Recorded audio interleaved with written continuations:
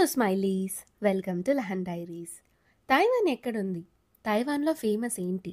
తైవాన్కి వస్తే తప్పకుండా ఎక్స్పీరియన్స్ చేయాల్సినవి ఏంటి? అసలు ఎన్నో కంట్రీస్ ఉండగా అనిల్ తైవాన్కి రావడానికి కారణం ఏంటి? ఇంకా తైవాన్ గురించి మీకు తెలియాల్సిన కొన్ని విషయాలు, ముందు ముందు రాబోయే వీడియోస్లో ఏదో ఒక రకంగా ఇన్వాల్వ్ అయ్యే విషయాలు ఈరోజు ఈ వీడియోలో మీతో షేర్ చేసుకుందాం అనుకుంటున్నాను. ఇంకా లేట్ చేయకుండా వీడియోనైతే స్టార్ట్ చేసేద్దాం. ఫస్ట్ ఆఫ్ ఆల్, తైవాన్ ఎక్కడుంది? ఆల్రెడీ ఇంట్రొడక్షన్ వీడియో చూసిన వాళ్ళకైతే తెలిసే ఉంటుంది. తైవాన్ ఒక కంట్రీ. ఇది చైనా కింద ఫిలిప్పీన్స్కి జపాన్కి మధ్యలో ఉండే ఒక చిన్న ఐలాండ్ అన్నమాట. ఇది కేరళ కంటే కొంచెం చిన్నగానే ఉంటుంది. ఇది చిన్న ఐలాండ్ అయినప్పటికీ rich in cultures, heritage, world famous cuisine, globally recognised tech hub, ఇలా చాలా ప్రత్యేకతలు ఉన్నాయి. తైవాన్ అనగానే చాలా మందికి గుర్తొచ్చే విషయం సెమీ కండక్టర్స్. ప్రపంచంలో చాలా వరకు సెమీ కండక్టర్స్ ఇక్కడే తయారవుతాయని చెప్తూ ఉంటారు. మీకు ఇంట్రెస్ట్ అయితే దీని గురించి ఇంకొక వీడియోలో మళ్ళీ మాట్లాడుకుందాము. తైవాన్లో ఇంకొక ఫేమస్ విషయం అయితే తైపే 101 అన్నమాట. ఇండియాకి తాజ్ మహల్ ఎలానో తైవాన్కి తైపే 101 అలా అన్నమాట. పేరులో ఉన్నట్టు ఈ బిల్డింగ్ కూడా 101 ఫ్లోర్స్ ఉంటుంది. అంటే 101 ఫ్లోర్స్ అన్నమాట. బుర్జ్ ఖలీఫా కట్టక ముందు తైపే 101 వరల్డ్స్ టాలెస్ట్ బిల్డింగ్ గా ఉండేదంట. తైపే 101 గురించి చెప్పాలంటే చాలా విషయాలున్నాయి. డీటెయిల్ గా ఇంకొక వీడియోలో మాట్లాడదాం అనుకుంటున్నాను. తైవాన్లో స్ట్రీట్ ఫుడ్ ఇంకా నైట్ మార్కెట్స్ అయితే చాలా ఫేమస్ అన్నమాట. ముఖ్యంగా ట్రెడిషనల్ తైవానీస్ క్యూజిన్లో స్పెషల్ అయిన beef noodles soup, Taiwanese pork chop rice, ఇంకా సూప్ అండ్ డంప్లింగ్స్ చాలా ఫేమస్ ఇక్కడ. మేము బీఫ్ ఆర్ పోర్క్ తినం కాబట్టి మేము ఇంతవరకు ఎప్పుడూ ట్రై చేయలేదు. స్ట్రీట్ ఫుడ్ విషయానికి వస్తే ఇండియాలో లాగే ఇక్కడ కూడా చాలా రకరకాల స్ట్రీట్ ఫుడ్ దొరుకుతుంది. కొంతమంది వెకేషన్స్కి వెళ్ళే వాళ్ళు లోకల్ ఫుడ్ ఎక్స్ప్లోర్ చేయాలి అనుకుంటారు కదా. తైవాన్లో లోకల్ ఫుడ్ ఎక్స్ప్లోర్ చేయాలంటే నైట్ మార్కెట్స్లో పాపులర్ లోకల్ స్నాక్స్, ఇంకా పాపులర్ ఐటమ్స్ అయిన bubble tea, stinky tofu, oyster omelette, fried chicken, ఇంకా పైనాపిల్ కేక్స్, ఇంకా చాలా డిఫరెంట్ ఫుడ్ ట్రై చేయొచ్చు. కొన్ని నైట్ మార్కెట్స్లో అయితే యునీక్ రెసిపీస్ కూడా అమ్ముతూ ఉంటారు.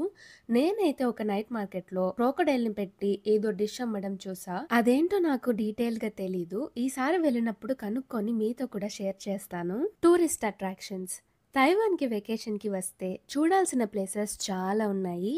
కానీ మిస్ అవ్వకుండా చూడాలి అనే ప్లేసెస్ విషయానికి వస్తే టాప్ 3 అయితే సన్మూన్ లేక్, జూఫెన్, ఇంకా కెంటింగ్ నేషనల్ పార్క్ అన్నమాట. సన్మూన్ లేక్ అయితే తైవాన్లోనే లార్జెస్ట్ లేక్ అని చెప్పొచ్చు.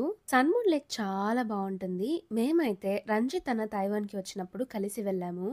రంజిత్ ఆన్ వీల్స్ అన్న యూట్యూబ్ ఛానల్లో ఆ వీడియో కూడా ఉంటుంది. మీరు ఒకవేళ ఆ వీడియో చూడాలనుకుంటే డిస్క్రిప్షన్ బాక్స్లో లింక్ షేర్ చేస్తాను. లొకేషన్ అండ్ వ్యూ అయితే అదిరిపోయింది అసలు. తైవాన్కి వస్తే మిస్ అవ్వకుండా చూడాల్సిన ప్లేసెస్లో జూఫెన్ ఒకటి అనమాట.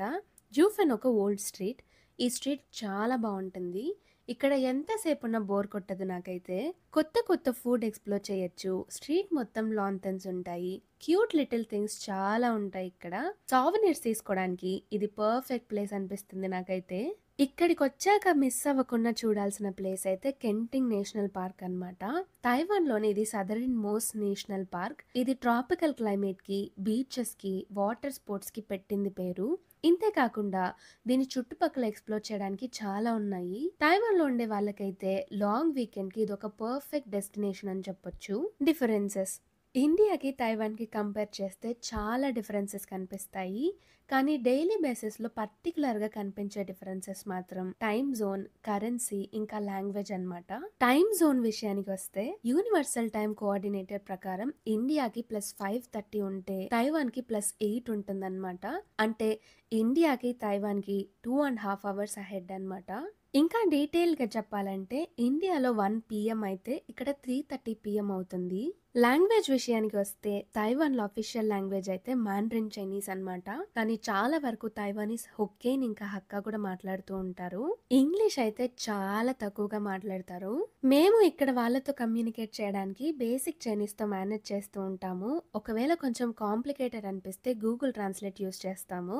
కరెన్సీ విషయానికి వస్తే ఇండియాలో రూపీస్ కదా, ఇక్కడ న్యూ తైవాన్ డాలర్స్ అన్నమాట. ఒక తైవాన్ డాలర్ 2.6 రూపీస్కి అప్రాక్సిమేట్గా ఈక్వివాలెంట్ ఉంటుంది. అంటే ఇక్కడ 10,000 వస్తే ఇండియన్ రూపీస్కి కన్వర్ట్ చేస్తే అది 26,000 అవుతుంది అనమాట. ఈ విషయం చెప్పగానే చాలా మంది ఇక్కడికి వచ్చిన వాళ్ళు లక్షల్లో సంపాదిస్తున్నారు అనే అపోహలో ఉంటారేమో. ఇక్కడ కాస్ట్ ఆఫ్ లివింగ్ ఇండియాకి ట్రిపుల్ ఉంటుందన్నమాట. ప్రతి చిన్న ఖర్చు మనమే పెట్టుకోవాలి కాబట్టి రెంట్, ఎలక్ట్రిసిటీ, గ్రాసరీస్ ఇంకా చాలా ఖర్చులొస్తాయి. బేసిక్ అవసరాలే అయినా చాలా కాస్ట్ పెట్టాలి. కాస్ట్ ఆఫ్ లివింగ్ ఇంకా ఎక్స్‌పెన్సెస్ మీద సెపరేట్‌గా ఒక వీడియో చేద్దాం అనుకుంటున్నాను. మీరేమంటారు? కామెంట్ సెక్షన్‌లో అయితే షేర్ చేయండి. People and life style. తైవాన్‌లో ఉండేవాళ్ళు యూజువల్‌గా వాళ్ళ పని వాళ్ళు చూసుకొని వెళ్ళిపోతూ ఉంటారు. పక్కన వాళ్ళ విషయాల్లోకి జోక్యం చేసుకోరు. కానీ వాళ్ళు మాట్లాడాలి అనుకుంటే మాత్రం చాలా ఫ్రెండ్లీగా ఇంకా హాస్పిటబుల్‌గా ఉంటారనమాట. మోస్ట్ ఆఫ్ ది తైవానీస్ చాలా కైండ్, కామ్ ఇంకా వెల్కమింగ్‌గా అనిపిస్తారు. తైవాన్ ఒక చిన్న ఐలాండ్ అయినప్పటికీ ఇక్కడ high standards of living, excellent health care, safety ఇంకా స్ట్రాంగ్ ఎడ్యుకేషనల్ సిస్టమ్ ఉంటుంది ఇక్కడ. అంతేకాకుండా చిన్న పిల్లల నుండి ఏజ్డ్ పీపుల్ దాకా ఫిజికల్లీ ఫిట్ ఉండడానికి, హెల్తీ ఫుడ్ తినడానికి, గేమ్స్ అండ్ స్పోర్ట్స్ ఆడడానికి ఎక్కువ ఇంపార్టెన్స్ ఇస్తూ ఉంటారు. నాకు చాలా బాగా అనిపిస్తుంది ఆ విషయంలో. అంతేకాకుండా Taiwan one of the safest country అన్నమాట. ఇక్కడ క్రైమ్ రేట్ తక్కువ, సేఫ్టీ ఎక్కువ. తైవాన్‌లో ఫెస్టివల్స్ ఇంకా ట్రెడిషన్స్. తైవాన్‌లో చైనీస్ ఇంకా జాపనీస్ కల్చర్స్ బ్లెండ్ అయినట్టు కనిపిస్తాయి. కానీ తైవాన్‌లో మాత్రం ట్రెడిషనల్ చైనీస్ ఫెస్టివల్స్ చాలా బాగా జరుపుకుంటారు. Just like Chinese new year, mid autumn festival, lantern festival ఇలాగా. అంతేకాకుండా ఇక్కడ డ్రాగన్ బోట్ ఫెస్టివల్ కి సెపరేట్ ఇంపార్టెన్స్ ఇస్తారు. Last but not the least, చాలా కంట్రీస్ ఉన్న అనిల్ తైవాన్ కి రావడానికి రీజన్ ఏంటి? బేసిక్‌గా అనిల్ కూడా మిడ్స్ కాలేజ్‌లో చదివాడు. మేము చదువుకునేటప్పుడు ఫైనల్ ఇయర్‌లో ఏదర్ ప్రాజెక్ట్ వర్క్ అయినా చేయొచ్చు, లేదంటే ఇంటర్న్‌షిప్ అయినా చేయొచ్చు. సో, అనిల్ ఫ్రెండ్స్ కొందరు తైవాన్‌లో ఇంటర్న్‌షిప్ చేయడానికైతే వచ్చారు. వాళ్ళకి ఇక్కడ ఎన్వైర్న్‌మెంట్ ఇంకా యూనివర్సిటీస్ నచ్చి ఇక్కడే మాస్టర్స్ చేద్దామని డిసైడ్ అయ్యారు. అలా అనిల్ క్లోజ్ ఫ్రెండ్స్ అనిల్‌ని కూడా తైవాన్‌లో మాస్టర్స్ చేయడానికి చెప్పి అందరూ కలిసొచ్చారు.